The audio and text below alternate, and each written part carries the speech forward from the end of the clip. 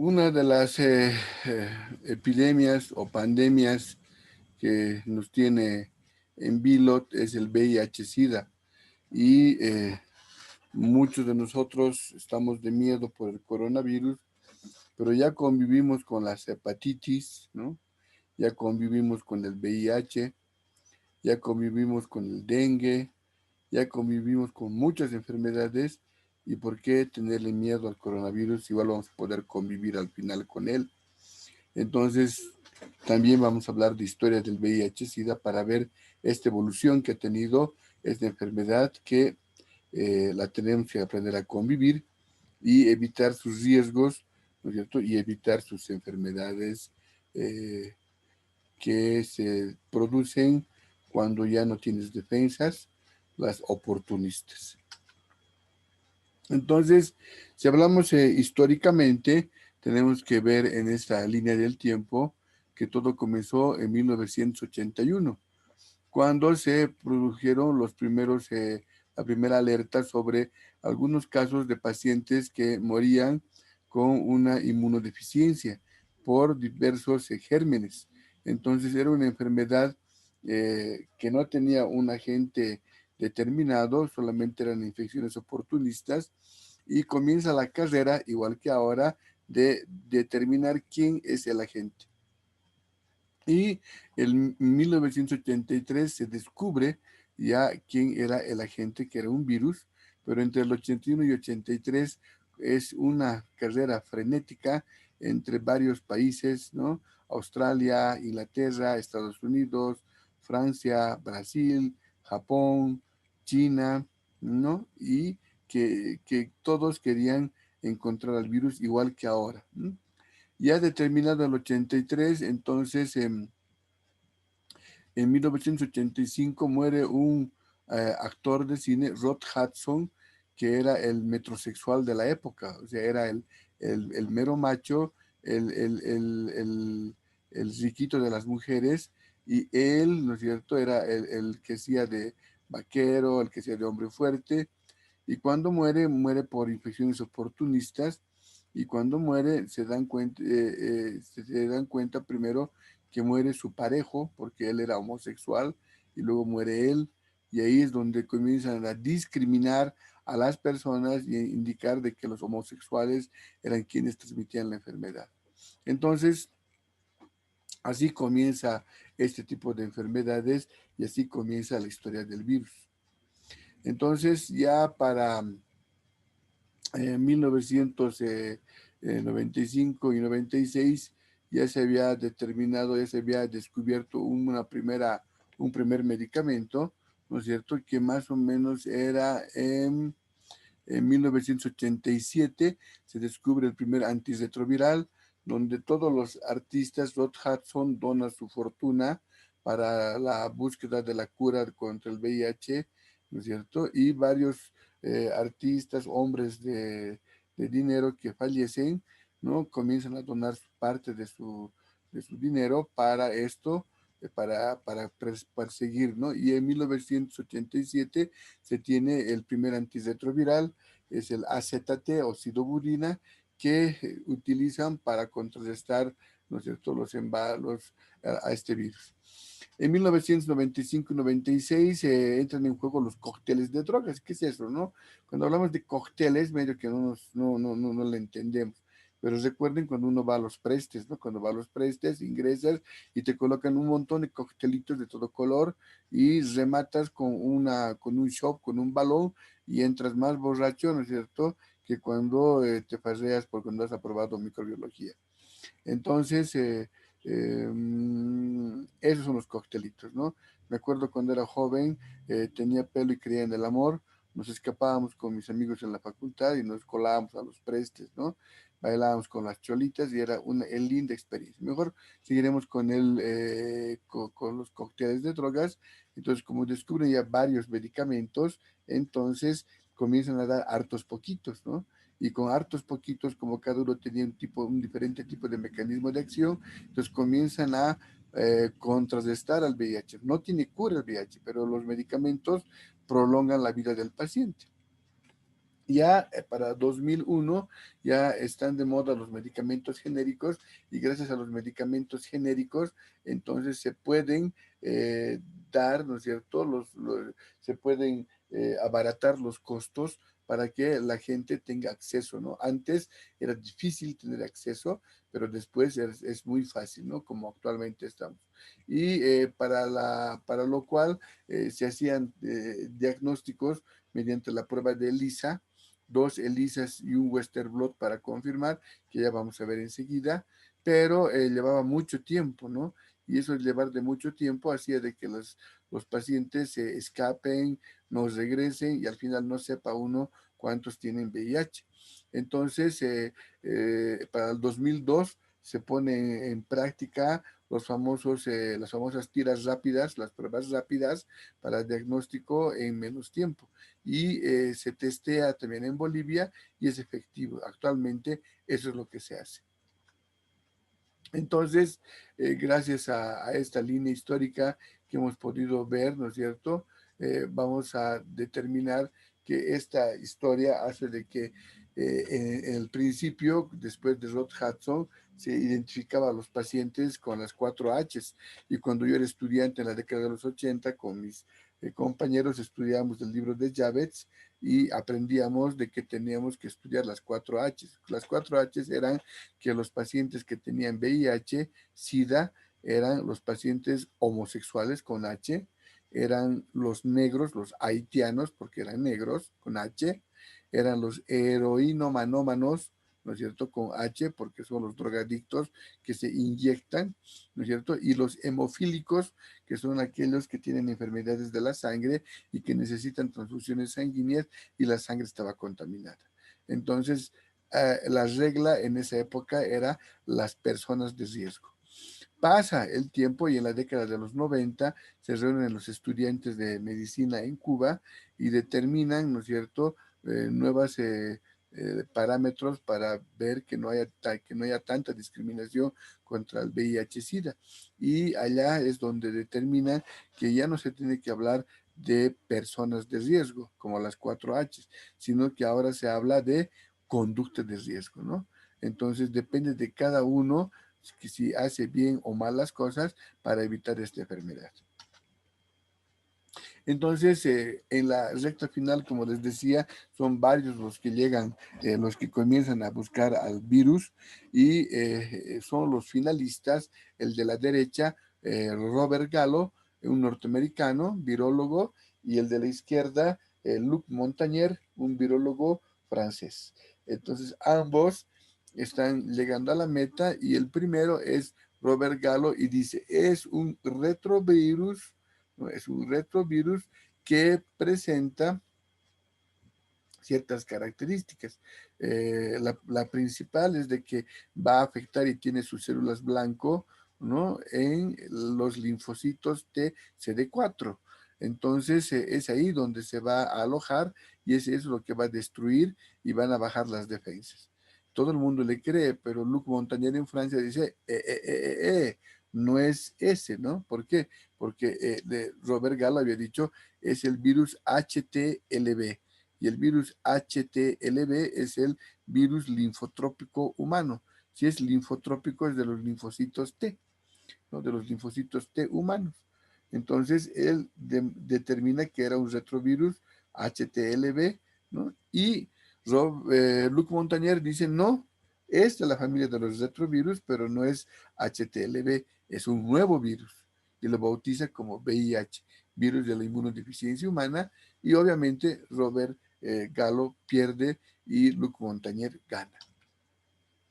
Entonces, dentro de la historia de la epidemia, ustedes pueden ver, ¿no es cierto?, que hay diferentes eventos en el mundo que se determinan, ¿no es cierto?, que hacen de que, por ejemplo, en este cartel de México se tiene para el 2012 940,000 fallecimientos, ¿no?, por enfermedades relacionadas con el SIDA. El VIH es la infección, pero según va pasando el tiempo, lo que sucede es que el paciente al quedar sin defensas se produce el síndrome de inmunodeficiencia adquirida, que es la etapa final de la infección por VIH, donde ya no tienes defensas y los pacientes mueren por diferentes infecciones oportunistas, ¿no? Existen en el mundo 36.9 millones, ¿no?, de personas que viven con VIH, ¿no es cierto? Y cada vez aumenta más la población mundial.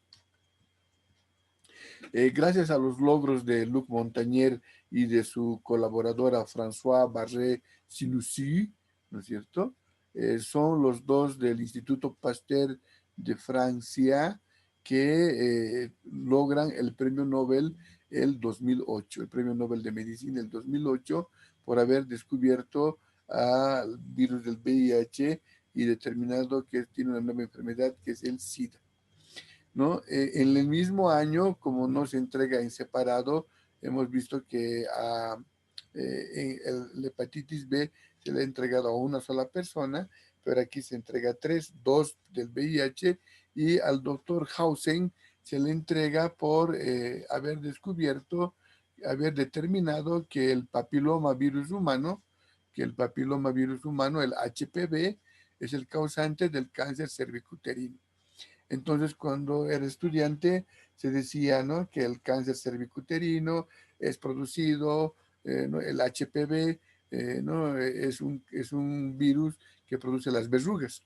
Esas verrugas del HPV pueden aparecer en genitales, pueden aparecer en el cuerpo, ¿no? Y muchos de nosotros hemos visto o hemos tenido verrugas, las verrugas cutáneas, y es un virus, ¿no? Es un virus que es oportunista porque bajan tus defensas y este virus comienza a producir esas lesiones tumorales benignas en la piel, en el cuerpo, que después, ¿no es cierto?, se elimina.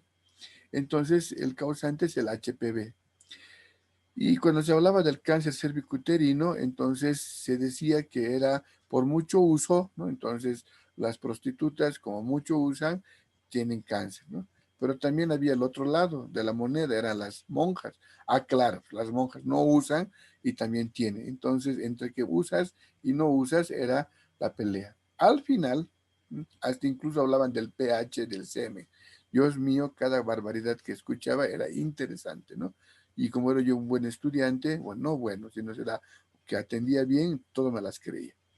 Al final aparece este doctor Hausen, que no era tan viejito, y dice, hay un 80% de que se ha encontrado en mujeres que con cáncer cervicuterino, que el causante es el HPV. 16 y 18, serotipo 16 y 18.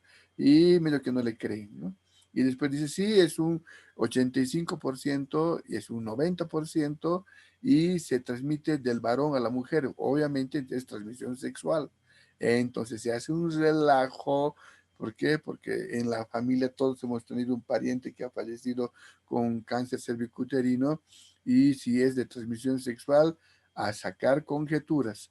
Y pasado en el 2002, Hausen demuestra por estudios científicos que el 99% de las personas con cáncer cervicuterino es debido a un virus. Y de ahí para adelante comienza una nueva era del cáncer cervicuterino, el cual ahora ya tiene vacuna,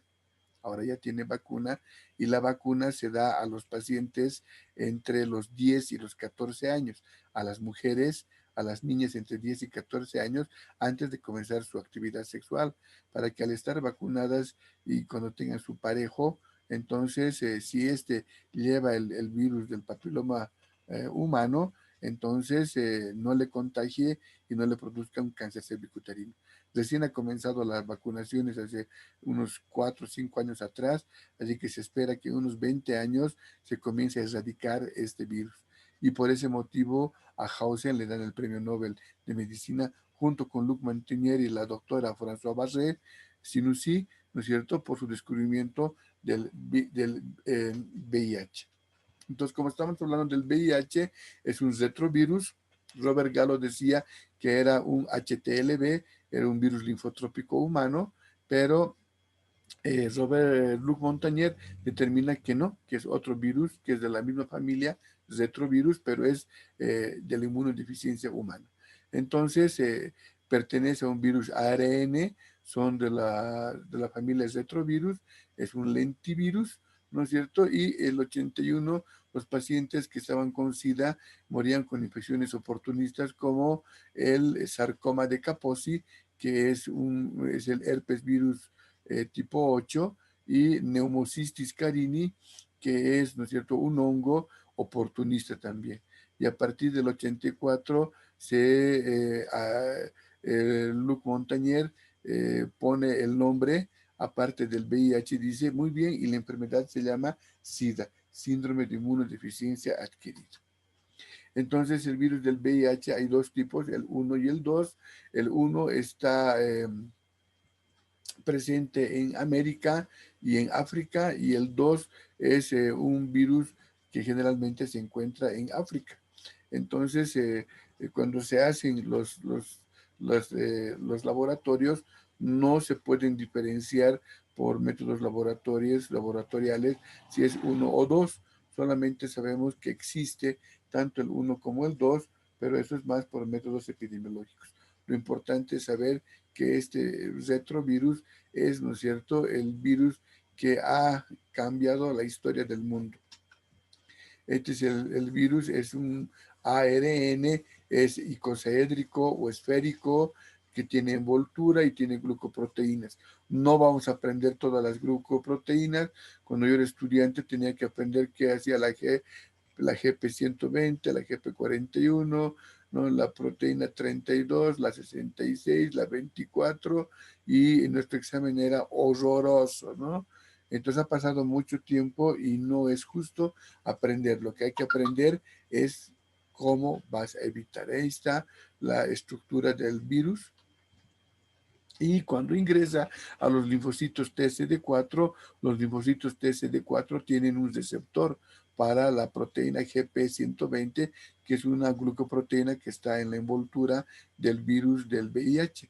Entonces, las células humanas tienen receptores que es como si estuvieran aceptando al virus para que entre. Pasa lo más guay, entonces entra lo más y entra a los linfocitos CD4, y cuando penetra el virus, ¿se acuerdan? Reconocimiento, fijación, penetración, síntesis de ácidos nucleicos y proteínas, ensamblaje de empaquetamiento y liberación. Eso tienen que saber porque eso va a entrar. Entonces, cuando ya se han replicado dentro del virus, de la célula hospedera, al salir los virus, destruyen a los linfocitos CD4. Y cuando destruyen a los linfocitos CD4, entonces los linfocitos CD4 disminuyen y ellos son los encargados de defendernos. Entonces, poco a poco nos quedamos sin defensas. Las transmisión no tiene que tener sesgo. La transmisión es por relaciones sexuales peligrosas, eso quiere decir con personas desconocidas y sin protección, por sangre, ¿no es cierto? Cuando compartes agujas, cuando te pinchas, cuando recibes transfusiones que no están controladas. Entonces, en el oficio que tenemos, el trabajo es con pacientes que tienen sangre. Si bien nos vamos a cuidar contra la hepatitis B y te puedes vacunar, pero no así hay vacuna para el VIH. Entonces las medidas de bioseguridad tienen que ser estrictas.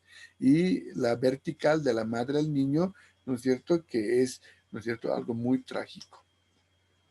Este cuadro está en todos los libros de medicina interna, en todos los libros de microbiología y en todos los libros de patología cuando se habla de SIDA. Entonces, esta es la historia natural de la infección, donde cuando tú te infectas, entonces aquí tú te has infectado y tienes, antes de que te infectes, tienes una carga elevada del linfocito CD4 y ausencia de virus. Entonces aquí en este momento tú te infectas, entonces los virus comienzan a replicarse. ¿Por qué? Porque se entran a los linfocitos CD4, y los linfocitos CD4 donde se está replicando el virus comienzan a estallar cuando se van liberando. Por lo tanto, comienzan a disminuir en su población y los virus comienzan a aumentar en la viremia, ¿no? Hartos virus. Este espacio de tiempo que más o menos dura hasta 6 semanas, entre 2 a 6 semanas, es un periodo indeterminado de ventana donde no se puede detectar al virus con pruebas de ELISA o anticuerpos, porque el organismo no ha producido anticuerpos. Sí se puede hacer PCR, reacción en cadena de la polimerasa. Después de las 6 semanas, recién tú puedes hacer pruebas de ELISA o pruebas rápidas que te van a dar positivo. Antes de las 6 semanas, no. Entonces, ¿no? Cuando a las 6 semanas ya han bajado mucho los linfocitos CD4 y los virus han aumentado una cantidad. Entonces, aquí está la fase aguda donde se está diseminando el virus. A partir de ese tiempo para adelante comienza la fase de latencia clínica, donde comienzan a subir un poco los linfocitos CD4 para disimular y los virus disminuyen su población para disimular. Y en este periodo largo de latencia clínica, el paciente no tiene un solo síntoma. Aquí en la infección primaria, en el síndrome agudo, igual que en el virus de la hepatitis B, vas a tener cefalea, malestar general, mialgias, náuseas, vómitos, o sea, síntomas inespecíficos que puedes creer que es cualquier virosis o cualquier malestar común y corriente. Y luego pasa y viene este periodo asintomático de latencia clínica. Entonces, los virus se siguen replicando en los linfocitos CD4 y tú sigues viviendo tu vida. Si no te has hecho las pruebas en este periodo, aquí vas a estar contaminando mientras tengas relaciones sexuales con todos tus parejos o parejas que tengas. Si donas sangre, vas a donar sangre con VIH. Y si compartes jeringas porque te drogas también. Y si te sacan sangre a ti y el que te saca sangre se pincha, se va a contaminar. Entonces, caras vemos, Pikachu no sabemos. Entonces, tienen que tomar en cuenta que es el peor periodo. Entonces, una persona responsable, si ha tenido relaciones peligrosas, en este periodo de tiempo, después de las 6 semanas, debería hacerse sus pruebas de control para verificar que no tiene. Entonces, aquí puedes ver cómo los linfocitos van bajando y cómo la carga viral va subiendo. Esto puede durar años. Entonces el paciente puede estar 2 años, 3 años, 4 años, 5 años, 6 años, hasta que comienza a disminuir mucho los virus porque comienza a subir más la carga viral. Entonces termina la fase de latencia clínica y comienza la etapa de SIDA. De aquí para adelante es el síndrome de inmunodeficiencia adquirida, donde el paciente ya no tiene defensas, tiene mucha carga viral y comienzan las enfermedades oportunistas. Tú puedes fallecer por un hongo, por tuberculosis, por una diarrea, por enfermedades comunes que te van a destrozar aquí y terminas con la muerte, con una carga alta viral y sin defensas alguna, ¿no? Este se publica en el New England Journal of Medicine, este artículo, y como puedes ver hay diferentes versiones y aquí es la enfermedad oportunista SIDA, ¿no? Entonces todos tienen la misma connotación, la misma relación. Y tenemos que recordar de los linfocitos T, CD4 y los linfocitos B, ¿no es cierto? Y los CD8, cómo ocurre. Entonces, los mecanismos de defensa son los linfocitos T, que es la inmunidad celular, que está mediada por los linfocitos CD8 y los CD4. Esto hemos visto en inmunología, ¿no? Y los linfocitos B son los que están formados en las células plasmáticas y producen anticuerpos, ¿no es cierto? Y van a producir la inmunidad humoral. Esto también hemos visto, ¿no es cierto?, en inmunidad. Entonces, ¿qué es lo que sucede y qué es lo que pasa? Ingresa un microorganismo con antígenos, por ejemplo, ¿no es cierto? Y al ingresar un microorganismo con antígenos, entonces comienza a liberar interleucinas, que son mediadores químicos. Estas interleucinas, ¿no es cierto?, activan a los linfocitos T que se han formado en el timo y van a producir linfocitos TCD8 y linfocitos TCD4. Estos se encuentran inactivados, pero gracias a las interleucinas se activan. Al mismo tiempo, los linfocitos T mandan interleucinas a señales a los linfocitos B para que las células plasmáticas comiencen a producir anticuerpos. Estos linfocitos B se han producido en la médula ósea. Entonces, estos anticuerpos van a neutralizar a las toxinas y bacterias, más el sistema de complemento y neutrófilos van a destruir a las bacterias, produciendo la inmunidad humoral. Los linfocitos CD8 activados van a destruir a las células infectadas por virus y los CD4 helpers o ayudadores van a inhibir a las bacterias y hongos intracelulares. Si entra el virus del VIH, comienza a atacar a los linfocitos CD4. Los linfocitos CD4 comienzan a disminuir en su cantidad. Y cuando comienzan a disminuir, ya no tienes linfocitos CD4 cuando entras a la fase de SIDA. Entonces entra otro microorganismo, cualquiera que sea bacteria, hongo, parásito o otro virus, entonces se produce la señal de producción de interleucinas y las interleucinas comienzan a activar a los linfocitos T. Los linfocitos T producen CD8, pero ya no tienen para producir CD4. Y estos linfocitos T ya no tienen fuerza, ya no existen para mandar señales a los linfocitos B. Como ya no pueden mandar señales a los linfocitos B, entonces ya no se producen anticuerpos y ya no hay complemento y ya no destruyen bacterias ni neutralizan toxinas y bacterias. Los linfocitos CD4 están ausentes y ya no pueden inhibir bacterias y hongos intracelulares. Entonces comienzas a tener enfermedades oportunistas y a morir. Para el colmo, los pocos linfocitos CD4 que quedan van a ser atacados por tu primo, el CD8, porque su función del CD8 como es citotóxico es destruir células infectadas por virus y como los CD4 están infectados por virus, terminan de destruirlos y tu cuerpo queda sin ninguna defensa. Esa es la importancia de ver. Y estas son las infecciones oportunistas, ¿no? Por protozoarios, Toxoplasma gondii, Cryptosporidium, hongos, la Candida albicans. Por si acaso de Candida albicans, les estoy pasando un artículo de Candida, ¿no es cierto? Por el WhatsApp, el día de, ¿no? Para que puedan leer Candida albicans, es un artículo que he escrito para odontología. ¿No? Cryptococcus neoformans, que es un indicador, ¿no es cierto? Cuando tú tienes meningitis y te toman una muestra de líquido cefalorraquídeo y encuentran Cryptococcus neoformans, entonces hay que hacer una prueba de VIH y es muy posible que el paciente tenga SIDA, ¿no? En las bacterias la tuberculosis es la principal, ¿no? También la salmonela y en los virus son los herpes, por ejemplo, que vamos a llevar después, que son y de los hepatitis que los matan inmediatamente porque no tienen defensa. Entonces estas infecciones se vuelven oportunistas al no tener ningún tipo de defensa que hemos mencionado. Entonces, en el mundo viven, lo que decía el anuncio de México, casi 40 millones de personas, casi 40 millones de personas viven con el VIH en el mundo, ¿no? Ahí puedes ver que en Latinoamérica 1.9, ¿no es cierto? En Asia 5.9 millones de personas, ¿no? Esto es del 2018. Y Bolivia no podía quedar atrás, ¿no? Desde el 2000, miren cómo ha comenzado a aumentar, ¿no es cierto?, los casos de VIH y a la fecha tenemos más casos cada año de VIH. ¿Eso qué quiere decir? Que no estamos haciendo caso a las medidas de control. Santa Cruz es el primer departamento que tiene VIH y también tiene coronavirus y tiene todo lo demás, ¿no es cierto? Por eso Camacho le gusta decir yo, porque todo tienen. Y segundo está Cochabamba, mejor no comentamos, y tercero está La Paz, ¿no? Entonces hay que tener mucho cuidado con el VIH.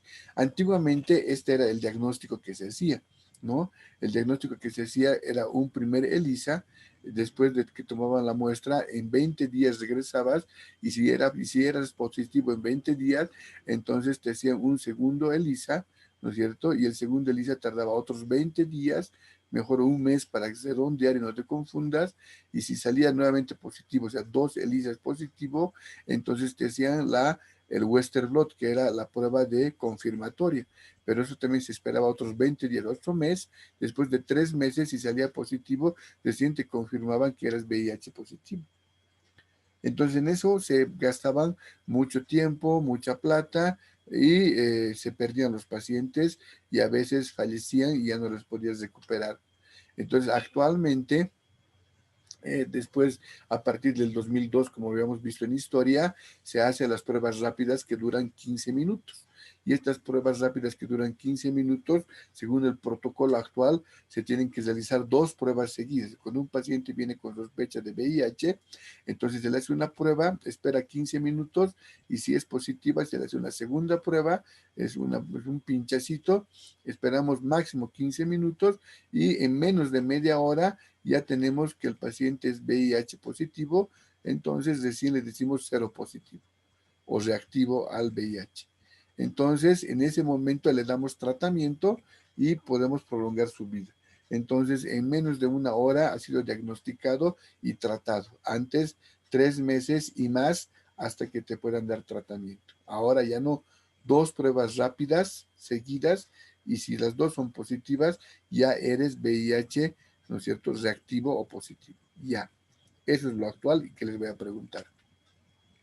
Entonces, cuando se hacen los antivirales, hemos visto que el 85 era, o el 87 era el primer antirretroviral y después comienzan a producir muchos, ya vamos a ver enseguida, y lo que hacen es los antirretrovirales, igual que los antivirales, es solamente inhibir la replicación del virus en la célula, nada más. No matan, no curan, no nada, solamente prolongan el tiempo de incubación.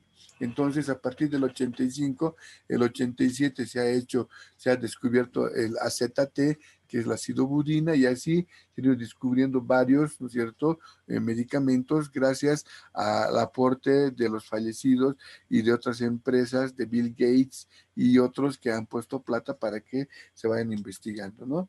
Entonces, el 2020 se ha descubierto el último, el fostemsavir, ¿no es cierto?, que son antivirales, antirretrovirales de última generación. Pero, ¿no es cierto? Aquí se pueden agrupar los ITAN, que son los inhibidores de la transcriptasa inversa, análogos de nucleósidos, los ITINAN, que son los inhibidores de la transcriptasa inversa, no análogos de los nucleósidos, los IP, los inhibidores de la proteasa, los IF, inhibidores de la fusión, y etcétera, etcétera, que son los diferentes grupos de los antirretrovirales. ¿Y cuál es la tendencia? El utilizar en conjunto coctelitos, ¿no es cierto? Estos medicamentos han hecho que se reduzca la carga viral y se aumente los linfocitos CD4 y se prolongue la vida del paciente. En este artículo de una hoja electrónica del Internet del 31 de julio del 2019 del año pasado, indica que los casos en fase de SIDA han bajado en Bolivia y que la expectativa de vida llega a los 20 años. Entonces, ¿qué quiere decir? Que gracias al diagnóstico precoz y al tratamiento nuevo de los coctelitos, ha hecho de que se prolongue la vida hasta 20 años y pueden vivir sanamente esta gente, entre comillas, sanamente, sin infecciones oportunistas. Para lo cual se ha determinado que en los actuales regímenes deben incluir 3 medicamentos pertenecientes a 2 o más mecanismos de acción. Pueden ser inhibidores, ¿no es cierto?, de la proteasa, inhibidores de la fusión, como hay diferentes medicamentos, medicamentos con diferentes mecanismos de acción, entonces tienes que elegir 3, cada país ha elegido 3 de 2 o más diferentes mecanismos de acción. Entonces, como esa es la regla, estas son las posibles pautas. Entonces, cada país ha decidido cuál elegir, ¿no? Uno de la 1, uno del B1 del C1, o uno de la 2, uno del B y uno del C2, y han comenzado a elegir 3 medicamentos, y con 3 ahora se ha arreglado. Y en Bolivia se ha decidido elegir tenofovir, ¿no?, lamivudina y efavirenz. Tenofovir, tenofovir, lamivudina y efavirenz.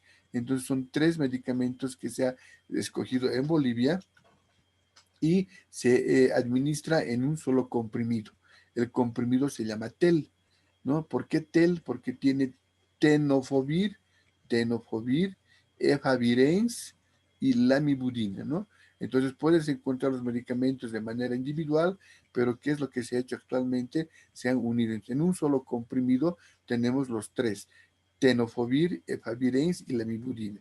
Entonces al paciente antes de la media hora ya les diagnosticado con 2 pruebas rápidas y le das su frasco de TEL, que es un comprimido que tiene tenofovir, efavirenz y lamivudina. y el paciente tiene que tomar cada día uno y puede prolongar su vida aumentando su alimentación, cuidándose de las inyecciones, de la sangre, del sexo seguro y buena alimentación, y el paciente prolonga su vida y puede ser un mortal más, ¿no es cierto?, de este universo de Marvel. Digo DC, digo Estado Plurinacional. Finalmente, ¿no es cierto?, la prevención, ¿no es cierto?, se tiene que hacer de acuerdo a las tres medidas: la abstinencia, la fidelidad y el uso de preservativo. Si no puedes abstenerte, ¿no?, porque el que se abstiene no tiene ninguna ITS, entonces tendrías que ser fiel, ¿no es cierto? Pues tienes con tu pareja lo más. Pero si no puedes abstenerse y no eres fiel, entonces cada vez que tengas relaciones sexuales, uso de condón, ¿no? Prevenir el SIDA está en tus manos. Espero que les haya gustado y tienen que tener mucho cuidado cuando tengan sus pacientes con la sangre, ¿no? Utilizar la ropa de bioseguridad como ahora utilizan para el coronavirus, así tienen que atender a sus pacientes de por vida. Es la única manera de evitar estas enfermedades. La hepatitis B tiene vacuna, pero el VIH no tiene vacuna. Tiene tratamiento, sí, solamente prolonga tu vida, ¿no es cierto? Y no hay que tenerle miedo y hemos aprendido a vivir con esto. Lo mismo vamos a aprender a vivir con el coronavirus. Gracias y hasta la próxima.